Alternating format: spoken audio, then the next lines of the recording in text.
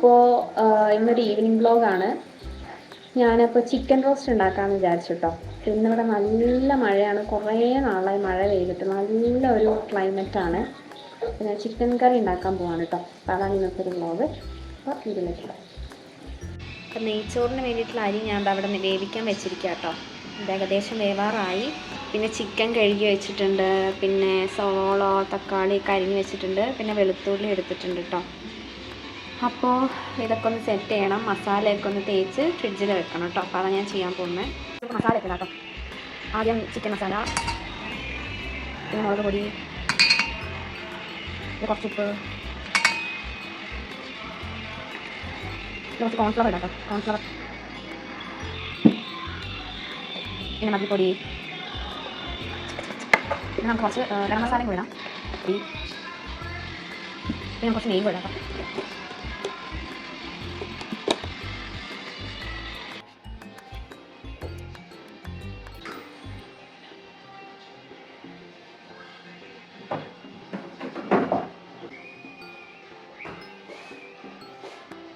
നല്ല മഴയാണ് ഗൈസ്, കാണാൻ പറ്റുന്നുണ്ടോ? നല്ല കാറ്റും മഴയൊക്കെയാണ്. അപ്പോൾ നമ്മുടെ റൈസ് ഏകദേശം ആയിട്ടുണ്ട് കേട്ടോ. അപ്പോൾ നമുക്കത് ഊറ്റിയെടുക്കാം. അപ്പോൾ നമ്മുടെ റൈസ് ഏകദേശം വെന്തിട്ടുണ്ട്. അപ്പോൾ ഞാൻ റൈസ് ഊറ്റാൻ പോവാണ് കേട്ടോ. എന്നിട്ട് അത് കഴിഞ്ഞിട്ട് ഞാൻ പാൻ ചൂടാക്കാൻ വെച്ചു. ചിക്കൻ ഒന്ന് ഫ്രൈ ചെയ്തെടുക്കാം. എനിക്കെപ്പോഴും ചിക്കൻ ഇങ്ങനെ വറുത്ത് കറി വയ്ക്കുന്നതാണ് കൂടുതലിഷ്ടം. അപ്പോൾ പാൻ ചൂടാക്കാൻ വെച്ചിട്ടുണ്ട്. ആ പാൻ്റെ കൈ പിടിക്കുന്ന സാധനം ഞാൻ തന്നെ തള്ളിപ്പൊട്ടിച്ചതാണ്. അതെന്ത് സംഭവിച്ചത് എനിക്കറിയത്തില്ല. ഞാനത് പിടിച്ചിട്ട് എന്തോ എവിടെ വെച്ചിട്ട് തട്ടിപ്പോയത്. അപ്പോൾ താഴെ വീണപ്പോൾ അത് മുടിഞ്ഞു പോയി. പിന്നെ നമ്മൾ ചോറ് ഊറ്റിയിട്ട് എടുത്ത് വെച്ചിട്ടുണ്ട്. അത് കഴിഞ്ഞിട്ട് നമ്മൾ നെക്സ്റ്റ് ചിക്കൻ വറുക്കാനായിട്ട് പോവാം കേട്ടോ. പാനിൽ എണ്ണ ഒഴിച്ച് ചൂടായിട്ട് നമ്മൾ ജസ്റ്റ് ഒന്ന് വറുക്കുന്നേ ഉള്ളൂ. മസാലയൊക്കെ തേച്ച് കുറച്ച് നേരം ഫ്രിഡ്ജിൽ വെച്ചിട്ട് സെറ്റായിട്ടിരിക്കുകയാണ്. അപ്പോൾ നമ്മൾ ജസ്റ്റ് ഒന്ന് ഫ്രൈ ചെയ്യാൻ പോവാണ് കേട്ടോ. ഞാനിങ്ങനെ മസാല ഇടുമ്പം കുറച്ച് കൂടുതൽ മഞ്ഞൾപ്പൊടി ഇടാറുണ്ട്. എനിക്ക് അതിടുന്നത് ഭയങ്കര ഇഷ്ടമാണ്, കാരണം മഞ്ഞൾപ്പൊടി നല്ലതാണല്ലോ. ഞാൻ പിന്നെ സ്പൈസസ് ഭയങ്കര കുറച്ചിട്ടാണ് ഇടാറ് കേട്ടോ. അപ്പോൾ അതൊക്കെ ഇട്ടിട്ട് നമ്മൾ നല്ലപോലെ ജസ്റ്റ് ഒന്ന് ഫ്രൈ ചെയ്തെടുക്കാൻ പോവാണ് കേട്ടോ. ചിക്കൻ ഏകദേശം ഫ്രൈ ആയിട്ടുണ്ട്. അപ്പോൾ നമുക്കിത് കോരിയെടുക്കാം കേട്ടോ.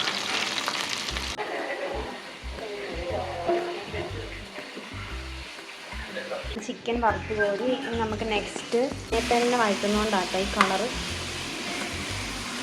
ഉപ്പ് മാത്രമേ ഇട്ടിട്ടുള്ളൂ.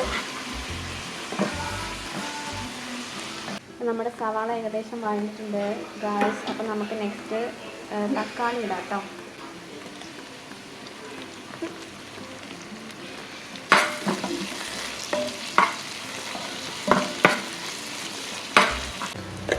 കുറച്ച് സൈഡാക്കിയിട്ട് കുറച്ച് മഞ്ഞൾപ്പൊടി, കുറച്ച് മല്ലിപ്പൊടി, കുറച്ച് ഗരം മസാല, കുറച്ചധികം മുളക് പൊടി. നമ്മളതിന് സ്പൈസ് കുറച്ചിട്ടൊക്കെ ഉണ്ടാക്കുന്നത്. പിന്നെ കുറച്ച് ചിക്കൻ മസാല എന്നിട്ട് നമുക്ക് ഇത് ജസ്റ്റ് മൂപ്പിക്കാം. പൊടികൾ മാത്രം ഇതെല്ലാം ഉണ്ടല്ലോ. എങ്ങനെയാ പണിട്ടത്? ഓക്കെ, നമുക്ക് മിക്സ് ചെയ്യാം. മതിയോ? ഗൈസ്, ഞാനൊരു സാധനം ഇടാൻ മറന്നുപോയി, വെളുത്തുള്ളി.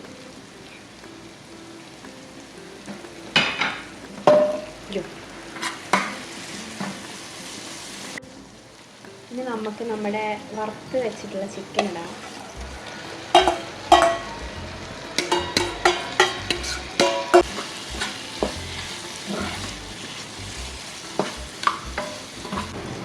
കുറച്ച് വെള്ളം ഒഴിക്കാം കേട്ടോ. വളരെ കുറച്ച് വെച്ചാൽ മതി.